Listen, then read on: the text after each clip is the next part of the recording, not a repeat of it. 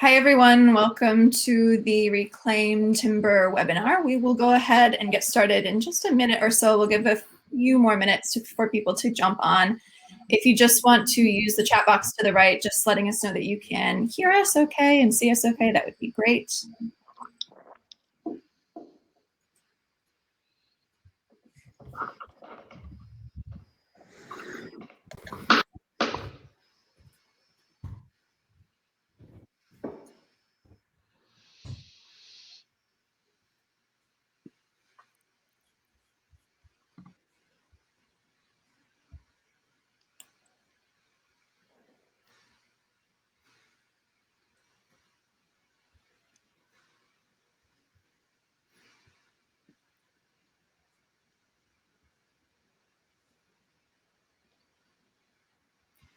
All right, we will go ahead and get started then. Welcome everyone. Thank you so much for your interest in coming along today's presentation on reclaimed Tasmanian timber.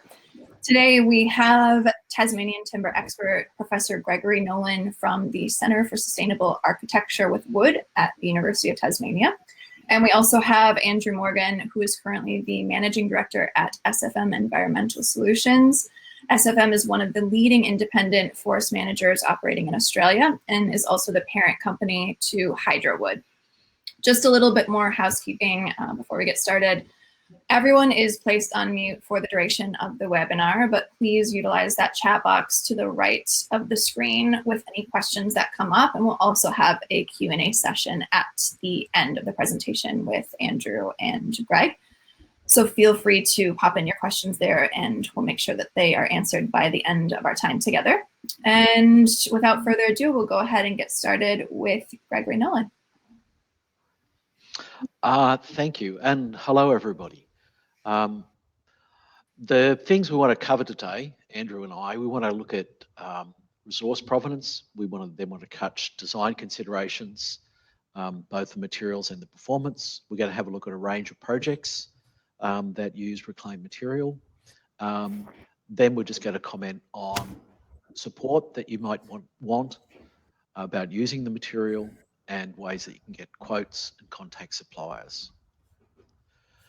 So it's always important when we have these webinars to remember that one of the main reasons we're using wood is because we're interested in sustainable development. And sustainable development requires an increased reliance on using renewable resources. That's things that we can grow or things like solar and wind. And we need then to premise that with an economic withdrawal for non-renewable ones. So if we have a choice between a non-renewable and a renewable resource, we should attempt to use the renewable ones wherever we can. So if we're interested in sustainable design, then we're interested really in using renewable timber and wood products over alternatives if we have that option. So then if we're looking at that, there is several types of wood products that we have available to us. The first is ones that are renewable and growing, that's trees in the ground. The next is reclaimed material, and the other is recycled material. So if we just quickly touch on each of those, this is what a renewable growing resource looks like. This is a native forest area in a managed forest in Tasmania. There is also, this is matched then by plantation resources that we use also then to acquire a range of timber products. And there's a quote there from John Goulder about how Tasmanian timbers are most definitely on the top of the list of what Australia has to offer, and the palette that then is provided from that resource. A reclaimed resource is something where you have a stock of logs which are not growing anymore. In this case, they're underwater, and that you're reclaiming that resource. Now this is occurring in Tasmania through Hydrowood, as we'll discuss as we go along, but also pulling logs out of lakes and rivers is quite a common thing, or a regularly occurring thing around various parts of Australia and specifically internationally. There's then a recycled resource. And I want to speak a little bit about recycled resource here, because we're going to move on mainly to talk about the reclaimed resource. So a recycled resource is really timber elements that are removed from an existing application. And when we remove them, we can either recondition them and reuse them. That might mean we recondition a door, we can recondition a table, we recondition a window, and we then reuse that in basically its original form or a slightly modified form in a new building. The other thing is we can then collect material that is of significant size, such as the bridge girders in this photograph, and we can break them down and we can convert them into other products. Now, the thing about most recycling, and also in part reclaimed material, is that the original application or the original source of the material strongly influences the potential for the material's reuse economically. So if we look at those bridge beams there, if we're going to try and get lining material or furniture material out of that material, then the fact that there's spikes, pegs, etc. in that material is going to influence what the stuff's going to look like that we're going to get out and which bits we can actually recover. So here's what a recycled resource looks like, is that the resource for it is actually existing buildings. It's existing beams, it's existing bridges, it's existing wharves. And the components for that have to be taken out, assessed, cleaned up, and then built into something different or used in the full size that they are. Now, there's a thing about recycled material is that obviously if there were lots of these buildings available and we didn't want any of them, then there would be a reasonable supply of recycled resource. However, there isn't that many of these buildings, and so the supply of these larger scale elements can be reasonably constrained. And also we've got a question, maybe it's better that we actually reuse the existing building and upgrade it. So here's some recycled materials in applications. So if you look at it, we've got some recycled doors and tables there in the photograph on the left. That floor there in the middle is actually in Fed Square, and that's recycled material that's come out of a number of buildings. And the photograph on the right is the CH2 building in Melbourne, and all those sunscreens are material again recovered from bridge and bridge girders. So all of this is actually a valuable resource and we want to use it, but we've got to use it in a way that we recognise the supply issues and the limitations that the material can provide, on the material that can be provided from this. The reclaimed resource then is actually logs recovered from submerged or similar resource pools, and that they're milled then in techniques that that are very similar to what we'd use on a terrestrial log. The output then has the features of characteristics of its source. So if the logs have been underwater, there's some characteristics that come from the fact that it's been submerged for a particular period of time. In most timbers, that's not significant, but there are some key characteristics about that. So Andrew, would you like, this is your operation, would you like to describe what's going on here? Yeah, thanks Greg, and welcome everyone. So Hydrowood is reclaiming timbers on the west coast of Tasmania. So for those of you who aren't Tasmanian, we have a fairly large hydroelectric scheme operating in Tasmania. And a lot of these dams were created in the 50s, 60s and the 70s to create dams for hydroelectric power. So the lake that we're operating on now is Lake Pyman. We've been there for 4 years now. Lake Pyman was created as a third lake in a system on the west coast and was dammed in the late 70s. So basically what we're looking at here is that a forest in a steeply incised valley. Dam went in one end, water levels rose, and we ended up with an underwater forest that has basically sat there for 30 years with people looking at it, assuming that those trees were rotting and had no real commercial value, until two crazy Tasmanians came along and had a bit of an idea that perhaps there is some value in that timber. And so we went ahead and, after many years of feasibility studies and getting licenses with the likes of Hydro Tasmania, we've built this barge, which is basically a self-propelled barge with 3 thrusters in the water and an excavator sitting on it, which can reach down up to 26 metres into the water column and harvest that tree by cutting it off. The harvesting head, which is that little bit of red you can see coming out of the water, is actually pretty much a standard forestry implement with a chainsaw on it. So that reaches down, grabs the tree and cuts it.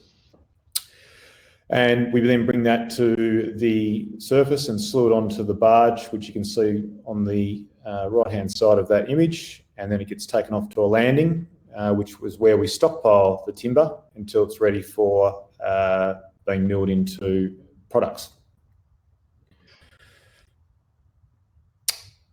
Did you want me to speak to this, Greg? Yes, please, because really the certification, even though you're dealing with reclaimed material, there is certification available for some of that, isn't there? So there's broadly 2 international standards of certification, FSC and PEFC. So they sit at an international level. And then here in Australia, we have an Australian standard as well, which was formerly known as the Australian Forestry Standard, but is now known as Responsible Wood. And that, in effect, sits under the PEFC system, whereas the FSC system comes all the way down into the state scheme. So we have an Australian standard for FSC. Hydrowood is PEFC and Responsible Wood certified. It took quite a bit of work and effort to get that certification, simply due to the fact that what we are in essence doing is mining. So it's not sustainable in the truest sense of the word. It's not true sustainable forest management, but they saw that we built a case for the auditors that by us harvesting this timber was potentially offsetting harvesting of timber somewhere else. And so they saw the benefit of that. Unfortunately, the argument didn't work with FSC, so we don't have FSC forest management on that on Hydrowood, but it does fit within the FSC controlled wood standard.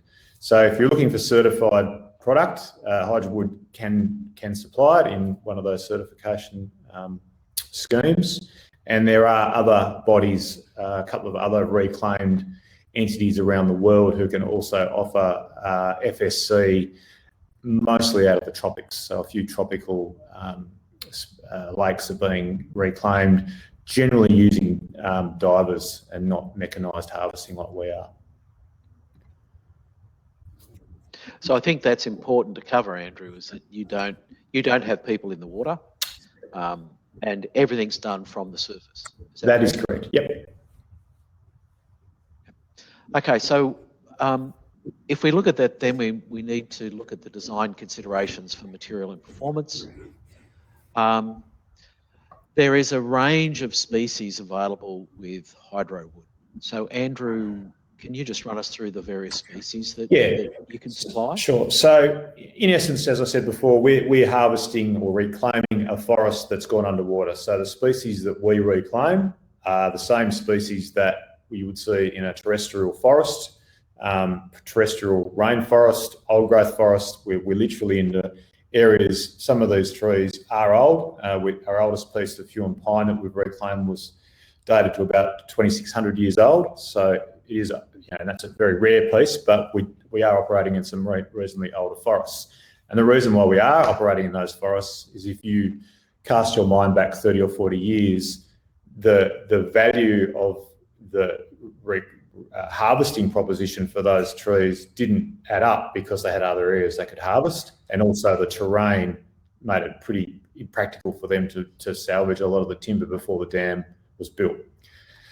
So these are the first 3 species. So Hydrowood oak, Taso. It's a eucalypt species. We've got 3 core eucalypt species over there that we're reclaiming, Tasmanian Myrtle and Tasmanian Blackwood. So they're probably the 3 that mainland attendees are probably familiar with, Taso, Blackwood and Myrtle.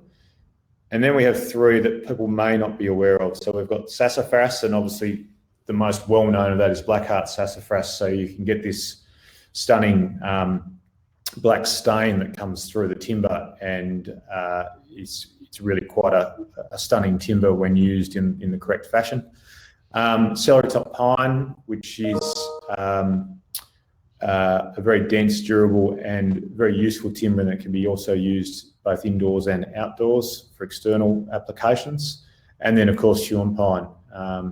And we don't get a lot of Huon pine. A lot of the Huon pine was reclaimed in this lake because of the value that it had back then, and it's still valuable now, but we do occasionally get a Huon pine log.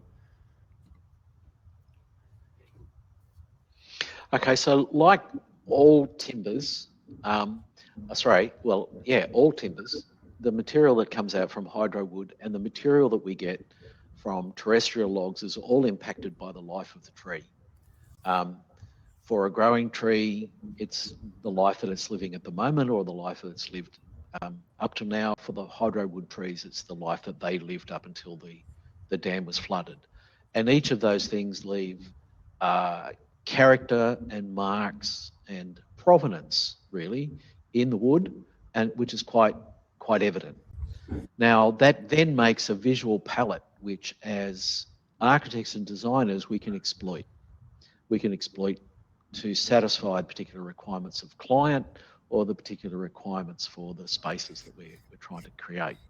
The things that we can play with most regularly are things like colour. Colour is determined largely by species. Grain, and that piece of material there is actually a burl from a big eucalypt. So that is an outgrowth which has then been converted into veneer. We then have character or feature, which are things like gum vein and other insect marks. And then we can arrange the pieces and the grain of the pieces to give us particular combinations that can be very appealing. If we look at the character, and this is a really important thing for, I think, all wood specification, is that if you want clear material, then you're relegating a whole lot of equally valuable and equally useful material to a lower use. And with hydrowood particularly, it's not an approach you can take because there is only a limited amount of the material, and all of that material will have particular feature and provenance that will come with it, that's specific of location. Things that we do get quite regularly are things like gum vein, black speck, which is an insect mark, gum cluster, which is again a feature that results from a damage to a tree as it's growing, and blackheart, which is, as Andrew mentioned earlier, is a feature that you get particularly in sassafras, and it's caused by a fungal intrusion into an upper part of the tree, which then creates a stain which runs down through the core of it, and that gives you such very, very lively patterns. So all of these things then are regular features that you'll find in board and in veneer. And we as specifiers can determine the market and the acceptability of a lot of this material in high-grade applications, mainly because the material will still do the work and still look good with these features in it. So there's a couple of key performance requirements then that we as specifiers consider. Two that we've got here are colour and surface consistency. There's also things like hardness and size of board and stability. All of those are performance requirements. And with things like hydrowood and with our normal material and with the normal terrestrial material, they're a key part of the way in which the material is sorted and then supplied to you as customers. If we look at material characteristics then, there are 3 things that in discussion, Andrew and I we discussed all this presentation yesterday, we felt was important. One is the appearance of the material, is that the material has been underwater. It's sourced by a barge, and the logs then come up. They're then sorted and the material's cut, and that provides you a range of various appearance and characteristics in that material. Andrew, would you like to add to that? Yeah, I suppose we're to a certain degree operating blind. So unlike terrestrial forests, you've got a fair idea by doing inventory and understanding that forest of what's there. And so you can understand what you're going to harvest in the next year, 3 years, and have a plan for it. We are, to a certain extent, guessing. So we know we've done a large piece of mapping work on a number of our lakes. We know what was there previously, so we can start to infer what's there in terms of species, but it's always a bit of a guessing game. And to be honest, part of the excitement is that you really never know what you're going to get on that next tree. So you might be pulling out a standard oak log, and then the next one is a Huon pine. And that's obviously part of the surprise. We are treasure hunting. And then if you pull up a blackheart sassafras. So that appearance of what log we're getting and what that log's going to look like is always a bit of a guessing game. And you could pull out, as I said, blackheart sassafras, or as Greg just pointed out before, you might pull out a eucalypt with lovely big burl, or fiddleback on a blackwood. But those things are all unknown until we actually bring that tree up and take it to the landing. In terms of appearance for our species, I guess we've found most of our species appear the same as the terrestrial counterparts. The probably exception is we've found our oak is generally darker. We think it's not so much a function of the water, but more a function that it is old growth. So generally with eucalypt species, particularly the Tasmanian ones, younger regrowth tends to be paler and blonder, whereas we're operating in some remnant old growth, and so we're getting dark oak. Still get some of the light stuff, but on the main we get a lot more of the darker material. Our blackwood and myrtle tend to be very similar to the terrestrial species in that you get variation across the board. You can get very dark chocolate blackwood through to some pales. Myrtle, again, you can get deep reds working all the way through to light pinks. The pines, so celery-top and Huon, tend to be very consistent with their colour. Celery-tops are blonde, and it tends to be quite consistent in both grain and colour palette. So, but that also, what you just mentioned there also comments about a really availability of things too, doesn't it? Yeah. And the need for early engagement with you if you want to use material that specifically if you've got major quantities that you want to use. Yeah, that's right. And I think this is sort of a characteristic of both Hydrowood and recycled material, is that we don't have large volumes of a particular profile sitting in terms of a particular species in a particular profile sitting in a large warehouse waiting for that right specification to come along.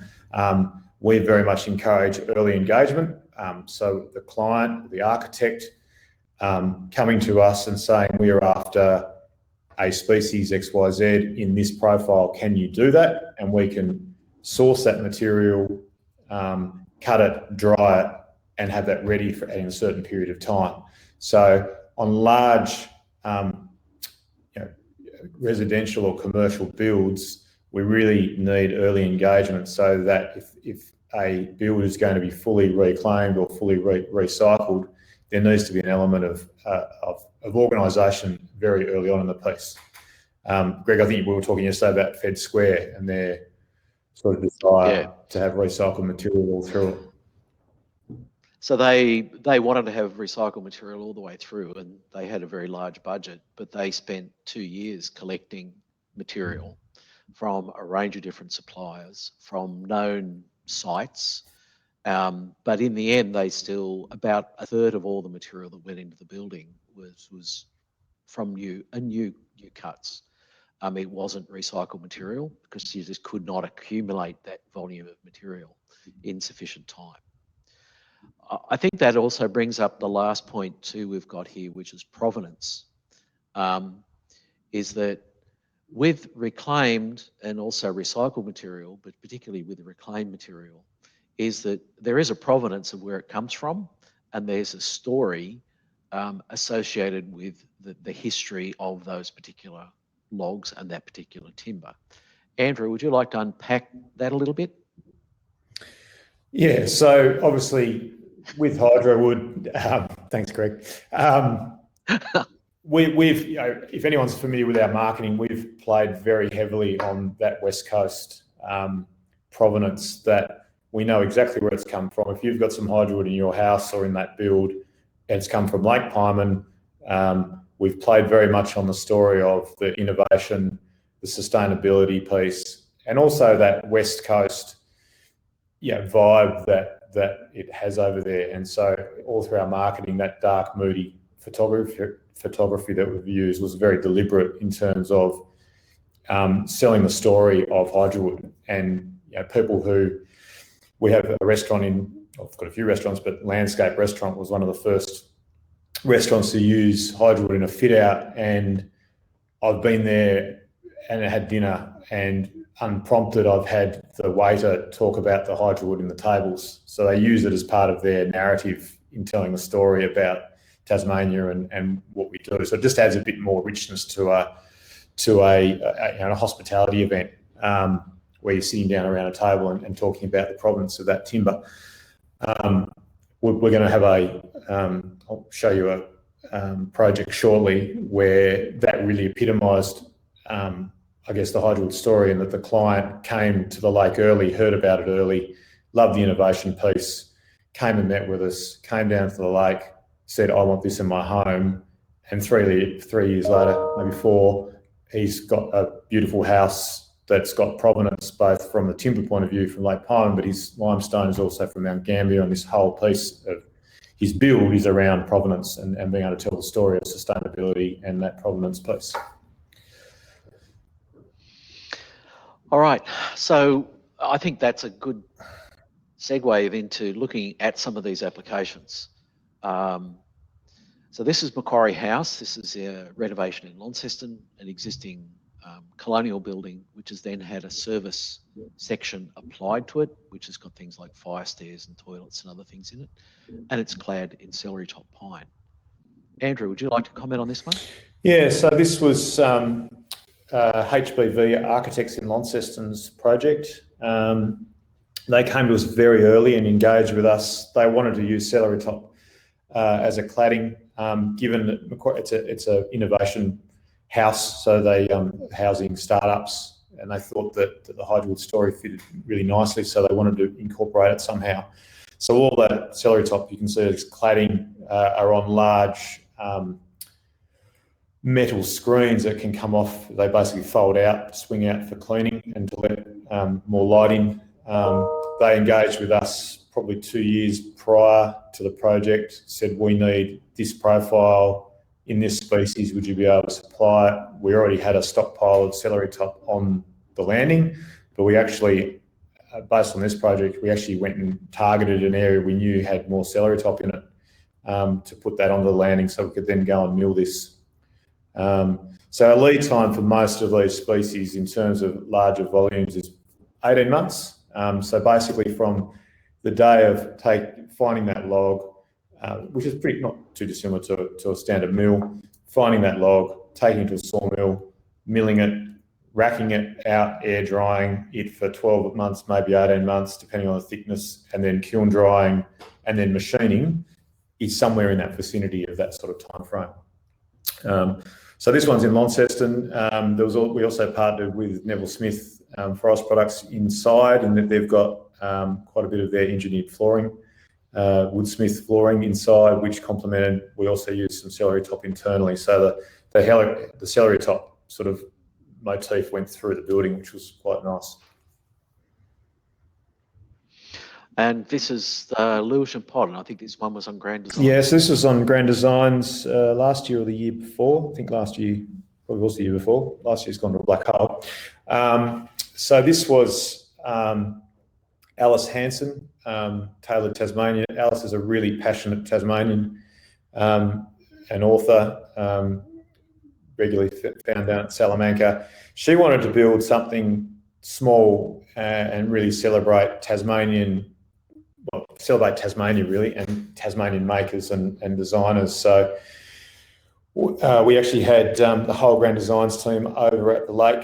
It actually featured in the Grand Design show. I had Peter Madison there watching the harvesting process. Alice always wanted to have for anyone who's seen it, she always wanted to have a human pine bath. So there was a human pine bath made out of hydrowood out the back, which was made painstakingly with cutting up small pieces of human pine and then gluing it into effectively a large skeleton. And then they used a large robot to CNC route out this beautiful sculptural shape. So you can see in here, you've got hydrowood oak on the floor. That couch, which was made by Simon Anker, is our veneer also in oak. And then the large fireplace was a Pete Matilla fireplace, and Pete's a blacksmith just down the road from where I am at the moment, actually. Also, one of the main blacksmiths for Mona, so everyone's been to Mona, and all the outdoor kitchen in there, that's Pete's work. Again, this is a good one just to show off hydrowood, so cladding, wall linings, and also then the veneer. Again, that's some of Simon's very, very good veneer work. He's an amazing creator.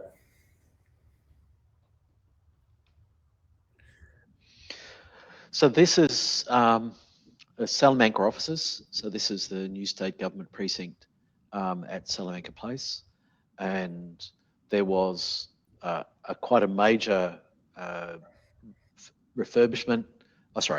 An installation that went in for the government offices. Andrew, would you like to describe this? So this is in Parliament Square in Hobart.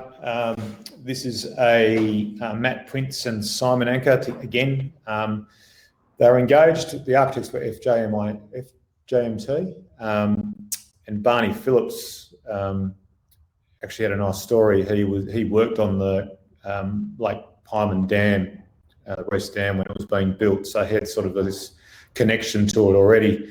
So he approached Simon and Matt about doing the fit out on these committee rooms, and what we're seeing in these images is the result of that. So again, we're using veneers here. So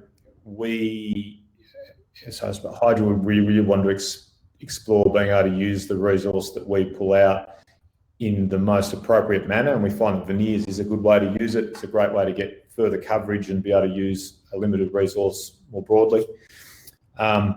These two rooms sit sort of at the bottom of Salamanca, the build, and committee rooms. So you've got a lot of politicians. Cabinet sits in here. I think to this day, they still, whenever they have visitors, they bring them in here and tell them the story of Hydrowood. So it's a really nice little flagship one for us. That's Huon Pine veneer on the left, and again, I think there's a little bit of Huon Pine celery-top on the right. The whole build in general used a lot of timber, not just hydrowood, but there was a lot of blackwood. Like you can see the battens on the walls, and if you go back to the previous image, a lot of this veneer on the walls with the Mount Wellington motif on it. So they did really embrace timber in this build, which is great to see.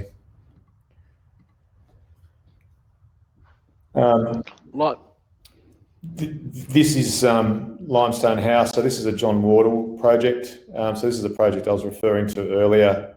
The client heard about us, came to the lake in 2016, I think, and basically fell in love with it, and went to John Wardle, and one of their briefs was that they wanted to do this under both Passive House and the Living Building Challenge. So that's a building standard, and it basically needs, it's around low kilometres, low impact, sustainability, provenance of pieces. And so these are some of the finished images. It was finished probably late last year. Took a lot longer than I think anyone was ever expecting it to. We were very active all the way through this project because we were putting Hydrowood into joiners and makers who hadn't used it before, and so they wanted to understand its properties and how it would perform. So that shroud there that you can see, that's all solid Hydrowood oak, and then you've got Hydrowood oak solid cabinetry. And that was a client's request. He wanted everything solid. He didn't really want to get into veneers, and it's come up pretty amazingly. The table that you can see there is a Charles Sanford designed and made. Sorry, Charles Sanford made, John Wardle designed. So one of John Wardle's trademarks, I suppose, is with residential builds, they like to have a table designed and made for the client to fit into the space. I haven't yet got there. The client's offered me wants me over there for a glass of wine one night to celebrate, but COVID last year kind of put the stoppers on that. So I'm looking forward to getting over there at some point to really have a look around, because it's an amazing build. But again, it's about that provenance piece. He can now tell the story. He's been on the boat. He's seen the logs being extracted. He understands the sawmilling. We took him through the whole supply chain to understand that. So he's got some great stories to be able to tell people as he's sitting around that table.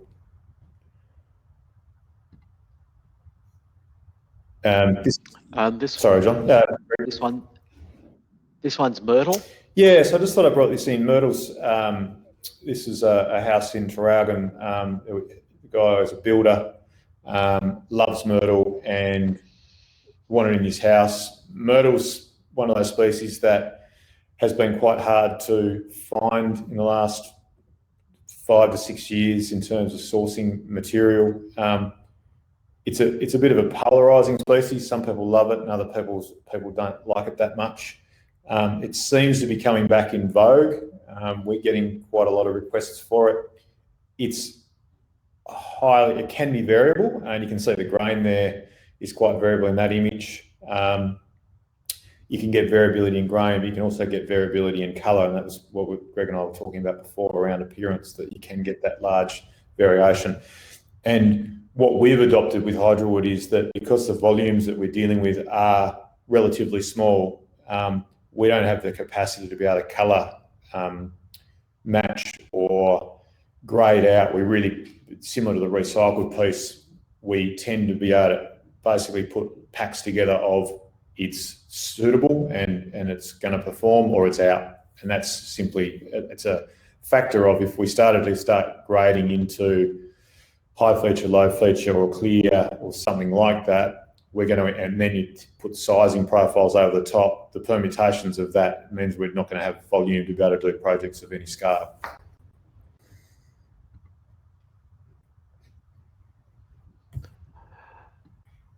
So there is quality assurance with this, Andrew. But this is your landing.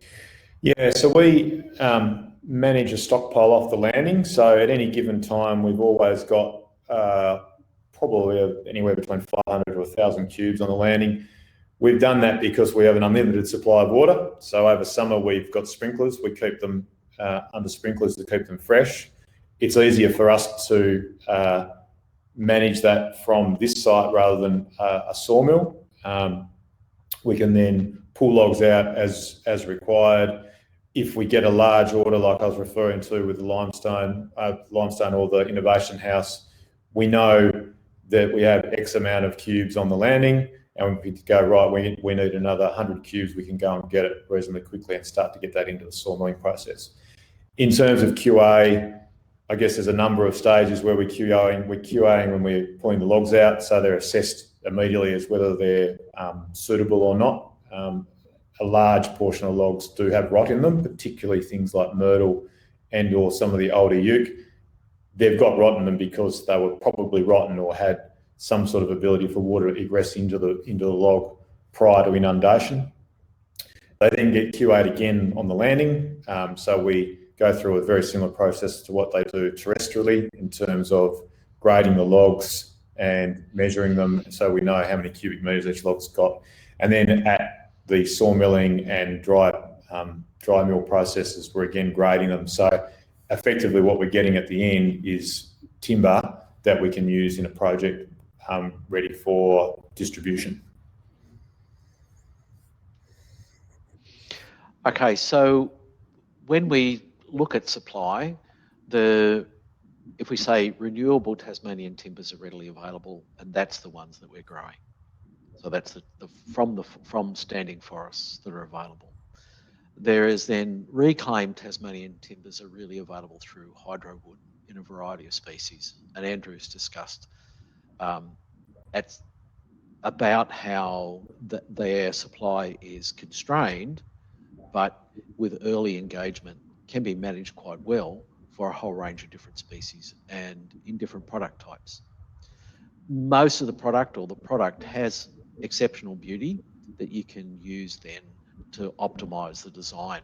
And I think the connection with provenance is important all the way through the species line rather than just, Hydrowood's got a highly specific provenance, but other Tasmanian species also have quite a deal of provenance in, we know the forests that they've come from. If we buy from particular producers, the logs that go to those producers are from known areas. And there is a range of sustainability measures that can be traced back through to even to the forests that supply those millers.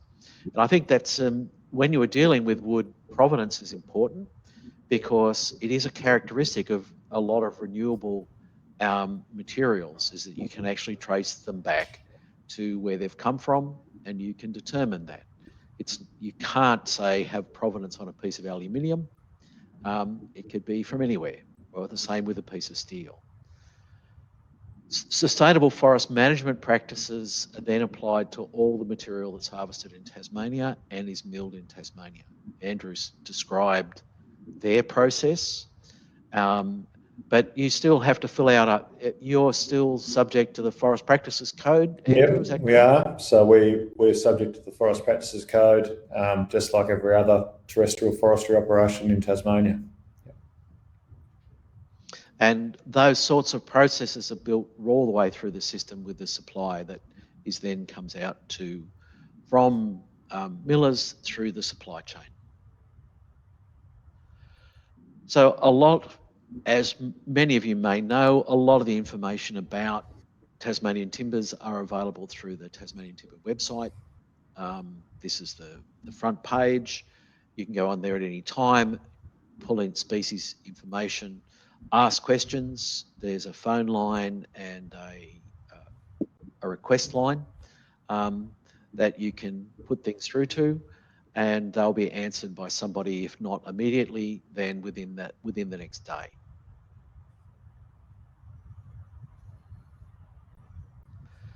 So there is expert support. I get questions reasonably regularly.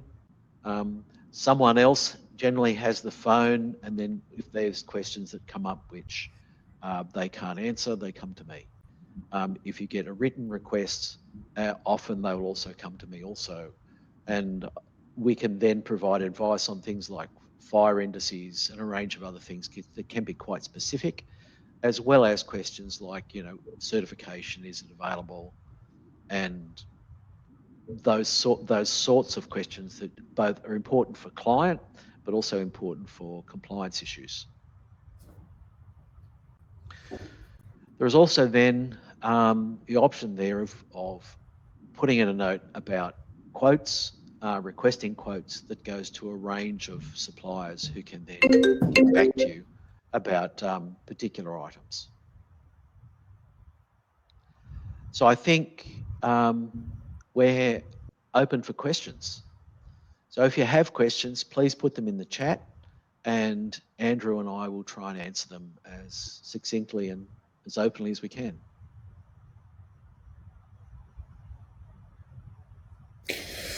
Mr. Hitchens, how are you? So I don't know if everyone can see that. So Mark's asked what volume do we harvest each year and how long do we think the resource will last for? So at the moment we're doing about 3,000 to 4,000 cubic metres of sawlog. So put that in context, the Tasmanian industry is cutting about 135,000 cubic metres. So we are a small volume. In terms of resource, we've been on Lake Pyman for 4 years.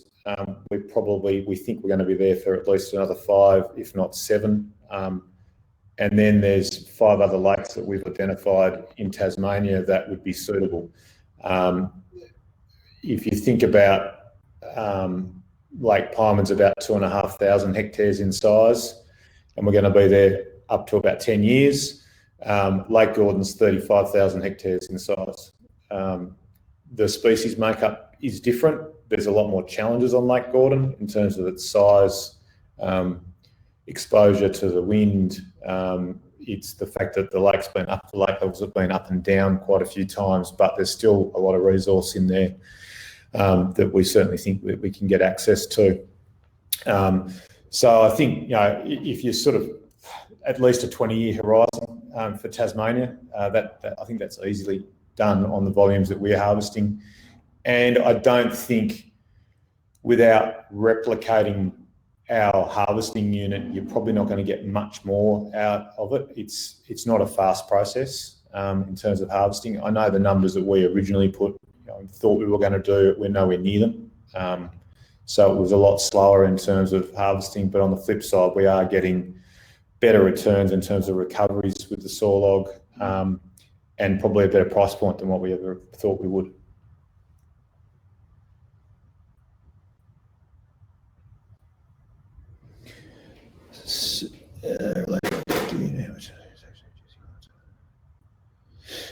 Yeah, good question. I don't think it is actually reducing a reliance on other forestry products. I think it's a separate line. I think it's probably a sustainable alternative, and people like that element at times. So we've had really vested users and clients who have gone down to reading our environmental impact assessments to see where we're sitting. And obviously they've bought products, so we must have given them some comfort. I think that we're probably seeing continued rise of people asking questions of where their timber comes from, and obviously my background is broadly forestry, so I'm well aware of certification and forest practices and the sustainable renewable argument for good renewable regrowth forest. This is just a subset of that. That's got a very different story to it.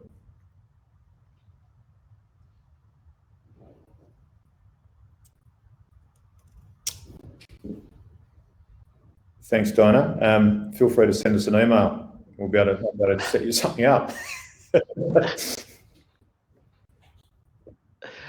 Any other questions?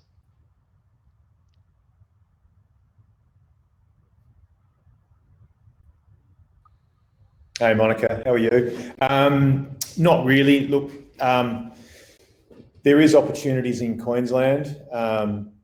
There's a couple of lakes up there specifically that may have species in it.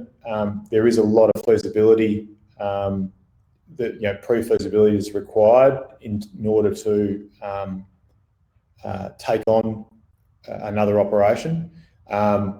We've just been working with a Brazilian company. I've just signed an MOU with them in terms of taking some of our IP and doing something over there with them. So it would be, I think, if we were to expand, it would be a separate unit. We see that the Hydrowood harvesting unit that's in Tasmania will probably remain in Tasmania for the time, as I was explaining before, at least 20 years. I think there's certainly opportunities to grow Hydrowood on the mainland and offshore in terms of taking what we know, what we've learnt, and also our IP around building and drying of the timber and rolling that out elsewhere.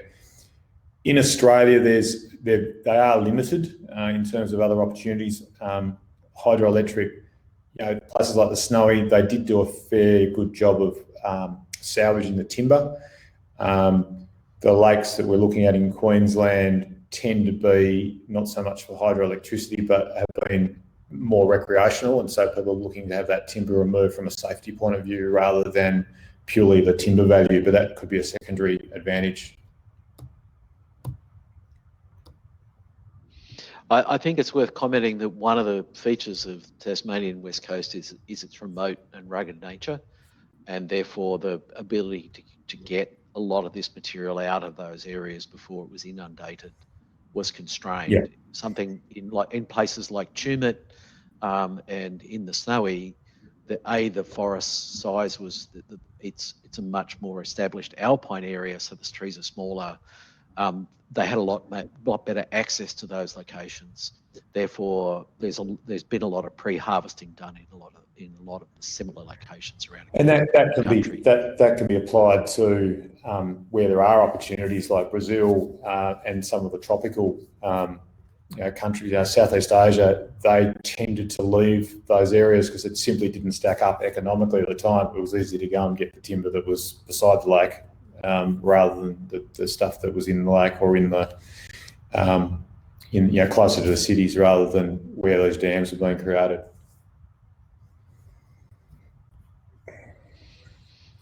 Other questions?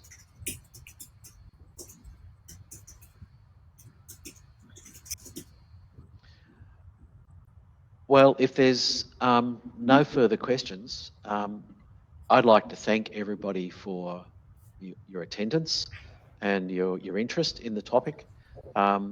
Andrew's always happy to tell people about Hydrowood, particularly people who want to use it in a project.